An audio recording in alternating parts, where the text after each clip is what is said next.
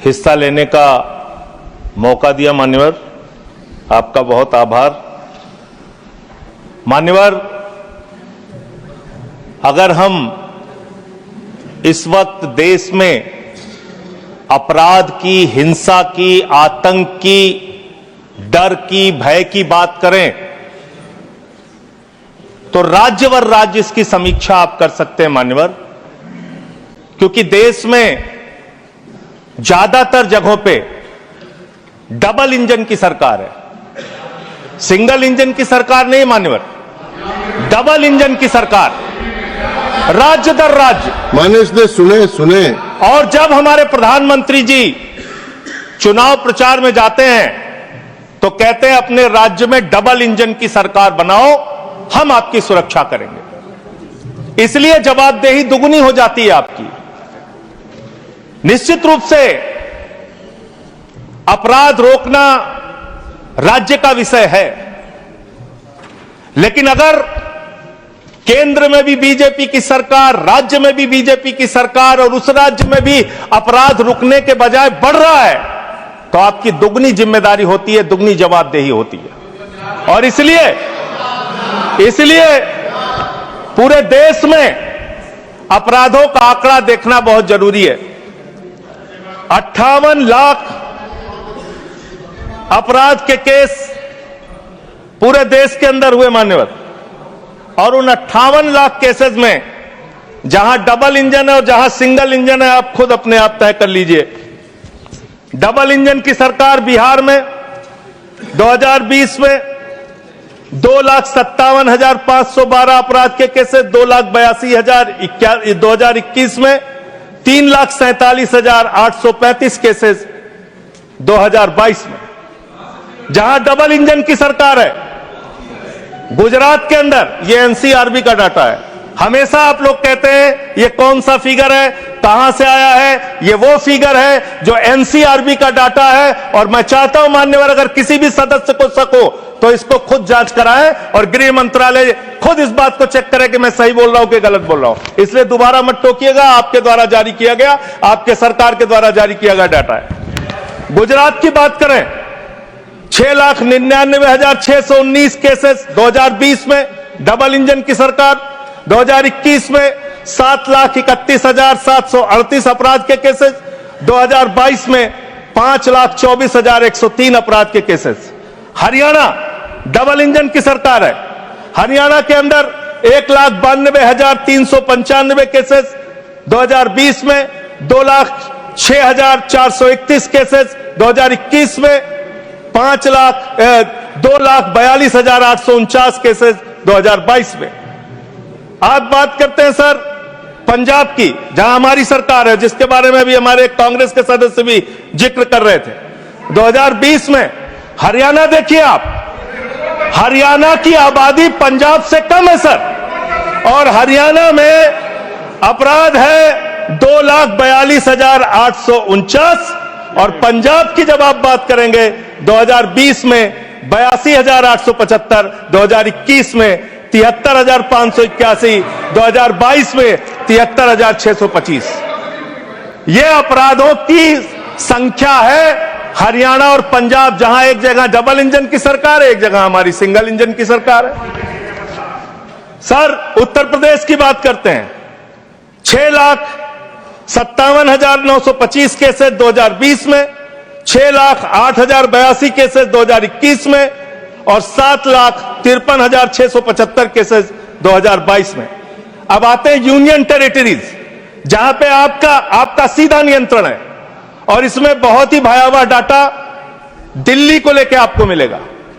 दिल्ली देश की राजधानी मान्यवर, जहां राष्ट्रपति रहते हैं, प्रधानमंत्री रहते हैं, उपराष्ट्रपति रहते हैं, गृह मंत्री रहते हैं, रक्षा मंत्री रहते हैं, सारे केंद्रीय मंत्री रहते हैं, सारे संसद यहां पे, सब कुछ यहां। और उस दिल्ली का आंकड़ा क्या है आप सुन के हैरान हो जाएंगे। दिल्ली के अंदर जम्मू कश्मीर में 28,911 2020, 31,675 2021, 30,197 2022। दिल्ली 2,66,070 2020, 3,06,389 2021 और 3,20,275 2022। 10-10 गुना ज्यादा अपराध यूनियन टेरिटरीज की अगर आप तुलना करेंगे अलग अलग राज्यों की, वहां पे है। अब आप ये कह सकते हैं कि मुकदमे लिखना सिर्फ अपराध का पैमाना नहीं हो सकता, मुकदमे लिखे जा सकते हैं, लेकिन एक मुकदमा जो पूरी तरह से सच होता है, जिसमें कोई हीला हवाली और गड़बड़ी नहीं हो सकती, वो होता है हत्या का मुकदमा। और मैं हत्या का मुकदमा पढ़ रहा हूं। हत्या के मुकदमे कितने हुए हैं वो राज्यवार आंकड़ा पढ़ रहा हूं। और इसमें सर अगर आप मेट्रो सिटीज की बात करेंगे, अहमदाबाद, दिल्ली, मेट्रो सिटीज की जब आप बात करेंगे अपराधों के मामले में, हत्या के मामले में, तो अहमदाबाद में 2020 में 70 हत्या, 21 में 97 हत्या और 22 में 100 हत्या। जयपुर में 95 हत्या, 20 में 118 हत्या, 21 में 132 हत्या, 22 में। उत्तर प्रदेश में कानपुर में 41 हत्या, 20 में 48 हत्या, 21 में 81 हत्या, 22 में। वेस्ट बंगाल जिसकी कल बड़ी चर्चा हो रही थी, कोलकाता, बहुत ध्यान से सुनिएगा आप लोग। कल से टीएमसी वालों को बार बार कह रहे थे हत्या हो रही, अपराध हो रही, बहुत ज्यादा अपराध वहां पे बढ़ गया। कोलकाता के अंदर, वेस्ट बंगाल में और उसके पहले केरल के अंदर, कोची एक जगह है, 2020 में 9 हत्या की घटनाएं, 2021 में 10 हत्या की घटनाएं और 2022 में 7 हत्या की घटनाएं। अरे सुन लो भाई, काहे इतने। सूरत फिर डबल इंजन की सरकार, 116 हत्या 2020 में, 121 हत्या 2021 में और 100 हत्या की घटनाएं 2022 में। अरे सुन लो, धैर्य रखो थोड़ा। डबल इंजन सुन लो, अरे डबल इंजन थोड़ा सुनो ध्यान से। डबल इंजन कोलकाता,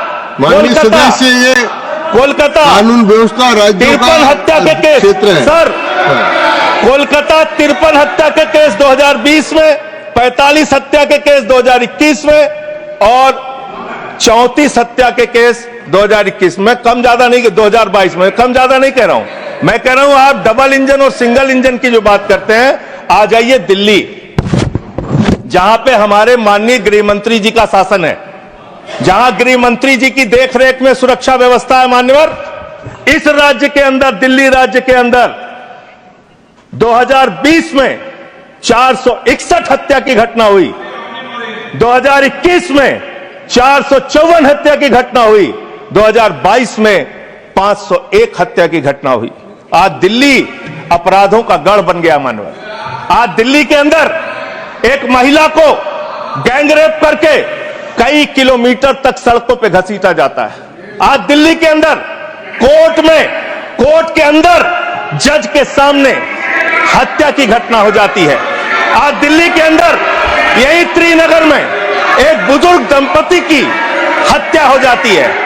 आज देश की राजधानी दिल्ली अब से संभलती नहीं, जहां राष्ट्रपति, प्रधानमंत्री, संसद, केंद्रीय मंत्री, गृह मंत्री, रक्षा मंत्री वो सब रह रहे हैं, आपसे वो दिल्ली नहीं संभल रही।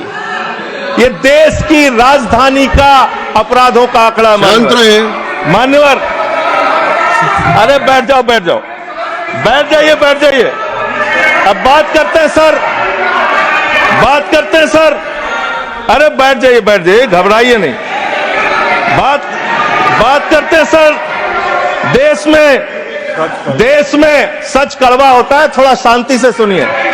डबल इंजन वालों शांति से सुनो, डबल इंजन शांति से सुनो, शांति से। बच्चों शांत हो जाओ, शांति से सुनो। सर पूरे देश में अगर आप अपराधों को देखेंगे, क्राइम अगेंस्ट वुमेन 2021 की तुलना में 2022 में 4,45,256 घटनाएं, 4% की वृद्धि। क्राइम अगेंस्ट चिल्ड्रन 1,62,449, 8% की वृद्धि।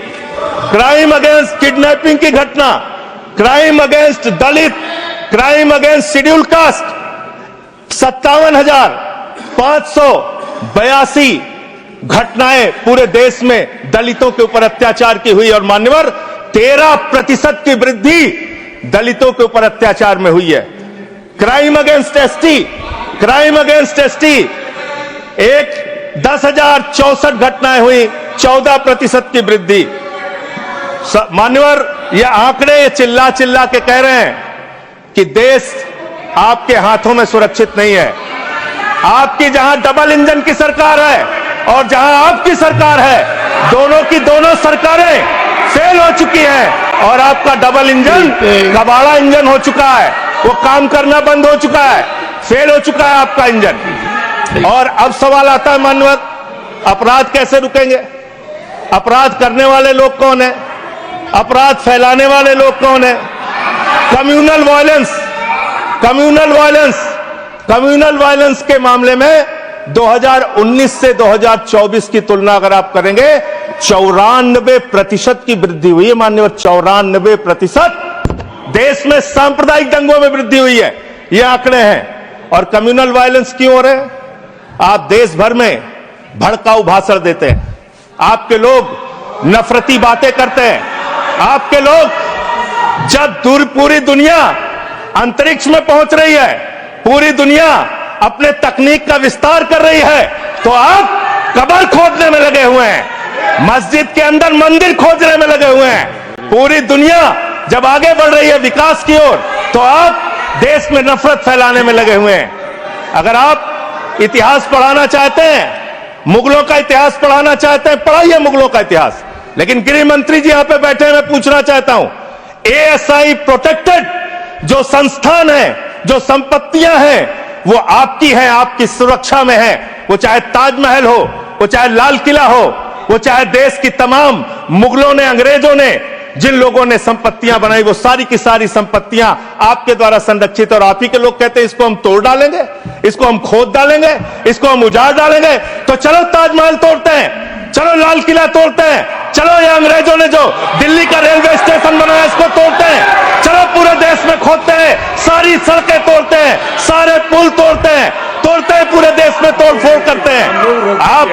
आप देश भर में अगर इतिहास पढ़ाना चाहते हैं तो पढ़ाइए इतिहास, पढ़ाइए महाड़ का इतिहास, पढ़ाइए दलितों को तालाब में पानी पीने की इजाजत नहीं थी।